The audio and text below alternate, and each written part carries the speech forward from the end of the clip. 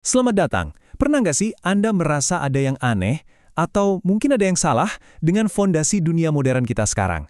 Nah, dalam penelusuran kali ini, kita akan coba bedah dua sistem raksasa yang membentuk hidup kita, yaitu kapitalisme dan komunisme, dan kita juga akan lihat sebuah alternatif yang mungkin sering terlupakan. Oke, kita langsung mulai aja ya. Oke, di bagian pertama ini kita akan membahas sebuah kontradiksi besar. Jadi, di balik semua kemajuan teknologi dan kemudahan yang kita nikmati, ternyata ada sebuah teka-teki yang mengganjal. Ini dia pertanyaan utamanya. Kenapa ya, kemajuan yang katanya bikin hidup lebih baik, kok malah seringkali terasa seperti beban? Ini bukan cuma pertanyaan teori loh, tapi sesuatu yang mungkin kita rasakan sendiri, setiap hari. Rasa cemas ini bukan sesuatu yang abstrak, ini nyata banget. Kita semua merasakan tekanan ekonomi yang nggak ada habisnya kan? Kita merasa kehilangan makna di tengah tumpukan barang-barang mewah, dan kita makin nggak percaya sama para pemimpin. Nah, ini semua adalah gejala dari masalah yang lebih dalam yang ada di fondasi sistem kita. Nah, untuk mencoba mengatasi masalah-masalah ini, sepanjang sejarah, manusia itu telah merancang dua solusi dominan, dua resep besar yang saling bersaing untuk mengatur cara kita hidup bersama. Di satu sisi, ada kapitalisme yang menawarkan kemajuan lewat kebebasan. Di sisi lain, ada komunisme yang menawarkan kesetaraan lewat kontrol negara. Dua-duanya ini sama-sama janji yang muluk tentang cara menciptakan surga di dunia. Poin yang paling penting di sini adalah, kedua sistem ini 100% buatan manusia. Mereka nggak turun dari langit gitu aja.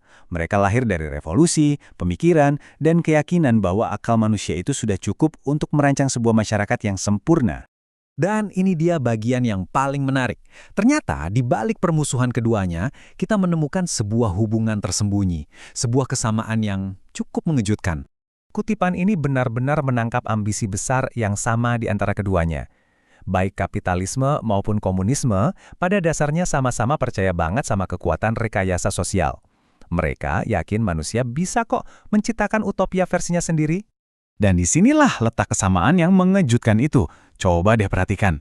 Walaupun kelihatannya mereka musuh bebuyutan, fondasi mereka sama persis. Sumber hukumnya sama-sama akal manusia. Fokus utamanya materi. Dan keduanya juga sama-sama punya kelemahan yang mirip, konsentrasi kekuasaan, entah itu di tangan pemilik modal atau di tangan negara. Jadi, poin paling krusialnya itu ini. Otoritas tertinggi yang menentukan apa yang benar dan apa yang salah dalam kedua sistem ini adalah manusia itu sendiri. Wahyu dari Tuhan sama sekali nggak dianggap sebagai landasan moral atau hukum. Oke, setelah kita identifikasi kelemahan mendasar yang ternyata sama di antara keduanya, sekarang kita akan coba lihat sebuah paradigma alternatif yang ditawarkan sebagai solusi. Konsep ini namanya Milah Abraham. Dan ini bukan cuma sekedar sistem ekonomi baru ya, ini adalah sebuah pergeseran cara pandang yang fundamental. Fondasinya bukan lagi akal manusia atau coba-coba, tapi wahyu dari Tuhan sebagai satu-satunya sumber kebenaran. Pergeseran mendasar yang pertama itu soal kepemilikan. Konsepnya diubah total. Kalau biasanya kita mikir harta itu hak mutlak kita, di sini harta itu dilihat sebagai amanah atau titipan yang nanti harus kita pertanggungjawabkan. Pergeseran paradigma ini berlanjut ke ide tentang kebebasan. Kalau di pandangan modern, bebas itu ya sebebas-bebasnya, tanpa batas. Nah, di sini kebebasan itu ada remnya, yaitu tanggung jawab moral. Anda bebas, tapi Anda tidak bebas untuk berbuat zolim atau merusak. Tujuan dari aktivitas ekonomi pun jadi ikut berubah.